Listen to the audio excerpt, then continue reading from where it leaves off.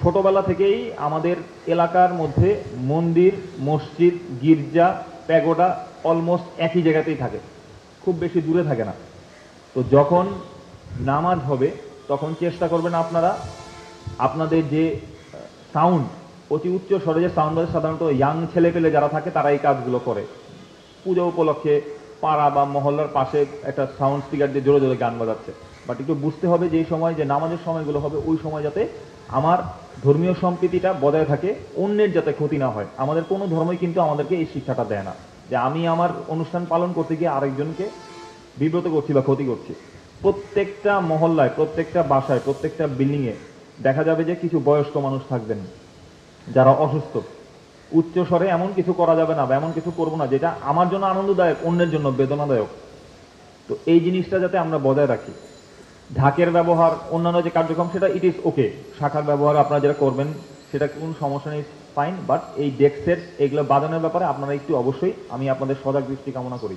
এবং রাত্রিকালীন স্পেশালি বাজে এগুলো ইয়াং যারা হয় সাধারণত রক্ত গরম আনন্দ উৎসব করার জন্য করছে, একটু বুঝাতে হবে। আপনারা যখন আসবে মন্দিরে বা করবে তখন এটা আপনারা একটু বুঝাবেন যে অন্যেরকে ক্ষতি করবে, অন্যকে বিরক্ত করে কিন্তু নিজের উৎসব পালন করাটা বেসিক্যালি কারোর জন্যই কামনীয় নয়।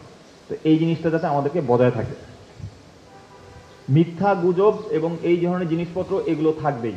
মিথ্যা এবং গুজব না থাকলে আপনার এই চলমান সময়ে স্বার্থান্বেষী মহল যারা থাকবে তারা কিন্তু আগাতে পারবে না। এই জন্য করণীয় কি, আপনার যদি ন্যূনতম কোনো ব্যক্তিকে দেখে সন্দেহ হয় যে ওনার চালচলন সন্দেহজনক, ওনার কার্যক্রম সন্দেহজনক, সাথে সাথে আইন শৃঙ্খলা রক্ষাকারী বাহিনীর কাছে ওনাকে হস্তান্তর করুন। কেউ আইনকে নিজের হাতে তুলে নেবেন না। আপনাদের প্রতি আমার রিকোয়েস্ট, কেউ আইনকে নিজের হাতে তুলে নেবেন না। তাকে সাথে আপনাদের মণ্ডপের বাইরে যে তিনি থাকবেন আইন শৃঙ্খলা বাহিনী তাকে হস্তান্তর করুন। যদি না হয় তাকে রাখুন, আমাদেরকে অবগত করুন, থানায় অবগত করুন। আমি কথা দিচ্ছি আমাদের পৌঁছাতে যতক্ষণ, শুধু ক্যাম্প থেকে পৌঁছাতে যতক্ষণ, ততক্ষণ পর্যন্ত হোল্ড করে রাখবেন।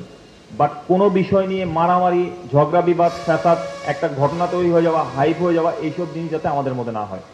আমি আবার বলছি, অনেকে হয়তো চেষ্টা করতে পারে যে একটা সিচুয়েশন তৈরি করে কোনো মতে এই জিনিসটাকে দিয়ে একটা হাইপ তৈরি করা যায় কিনা, ভাইরাল হওয়া যায় কিনা, এই জিনিসটার সুযোগটা যাতে আমরা না দেই।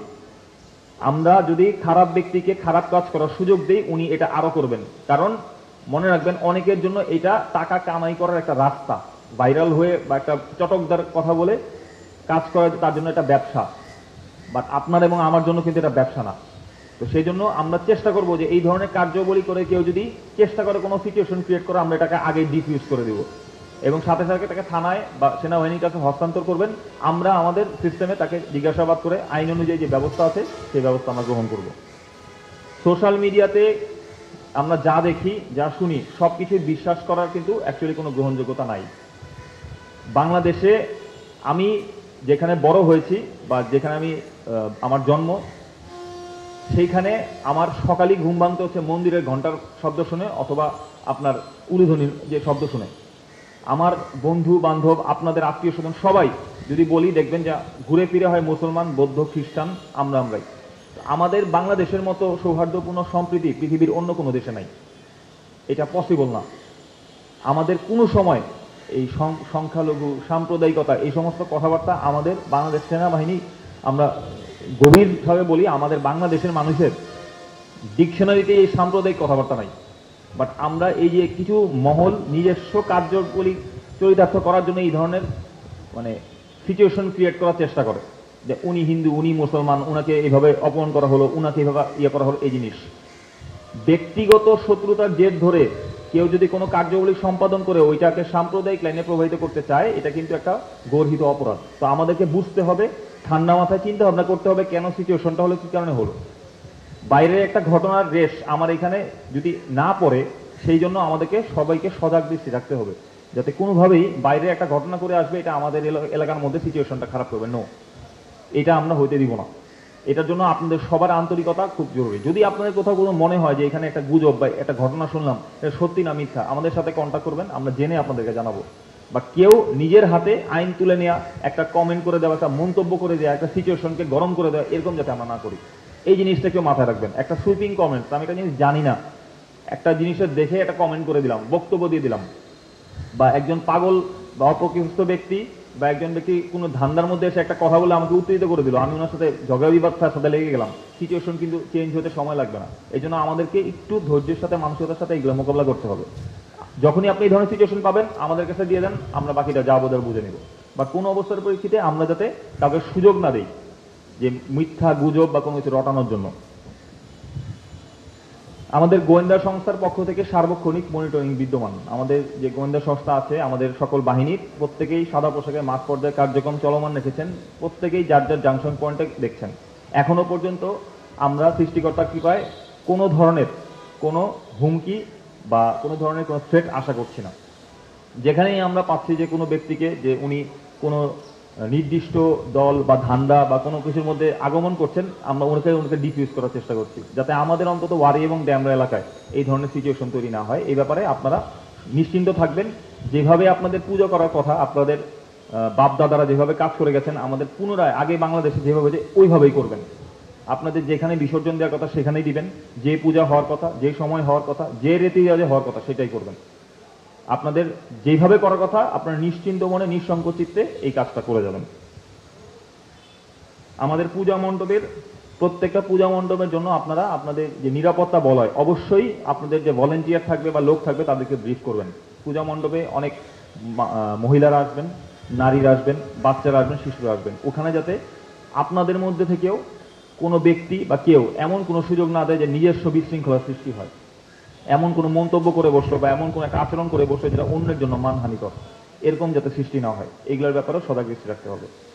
সর্বোপরি আপনাদেরকে একটা কথা বলতে চাই যে আমরা নবম পদাতিক ডিভিশনের অধীনস্থ সেনা ইউনিট।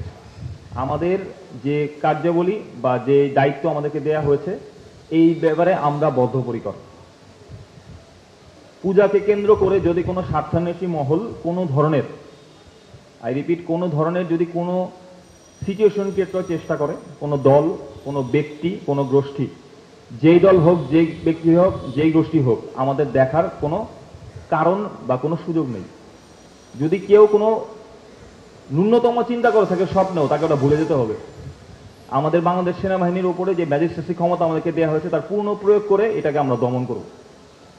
বা কেউ যদি চিন্তা করে থাকে যে আমি এখানে একটা সিচুয়েশন ক্রিয়েট করে মব ভায়োলেন্সের মাধ্যমে কিংবা একটা ব্যক্তি বা একটা দল বা গোষ্ঠীকে নিয়ে কোনো ধরনের কার্যাবলী সম্পাদন করব, আমি আবার আপনাদেরকে বলছি, শুধু আমাদের পৌঁছাতে যতক্ষণ, আমরা কোনোভাবেই চাই না যে এমন কোনো সিচুয়েশন তৈরি হোক যেখানে দাঙ্গা হাঙ্গামা কোনো ধরনের সিচুয়েশন ক্রিয়েট করে এই পূজাটাকে নষ্ট করা হোক। আমাদের নবম পদাতিক ডিভিশনের যে আদেশ ইজ ভেরি ক্লিয়ার। আমাদের জন্য, সেনাবাহিনীর জন্য কোনো জাতি, ধর্ম, গোত্র, জাত, কোনো দল, এগুলা আমাদের কাছে কোনো বিষয় না। এগুলো আমরা কগনিজেন্সিতে নিতেও চাই না, নিবো না। আপনি যদি সিআরপিসির রুল ভাঙেন, আমাদের স্পষ্ট 1898-এর 12-1 এবং 17 ধারা অনুপাতে আমাদের টোটাল 17টা ধারায় ম্যাজিস্ট্রেসি ক্ষমতা দেওয়া আছে। আপনি যেই হন বা যারাই হন, যদি কোনো সিচুয়েশন ক্রিয়েট করেন, আইনত যে বিধান আছে সেই আইনের বিধানের মধ্যে থেকে আমরা ব্যবস্থা নিব। এজন্য সবাইকে অনুরোধ করব যে আপনারা যা করবেন নিয়ম শৃঙ্খলার মধ্যে শান্তিপূর্ণভাবে করবেন। এই পূজাকে নষ্ট হয় বা পূজাকে নষ্ট করে দেয় এই ধরনের সিচুয়েশনের মধ্যে আমরা কোনোভাবে এটা অ্যালাউ করবো না, এটা গ্রহণযোগ্য না।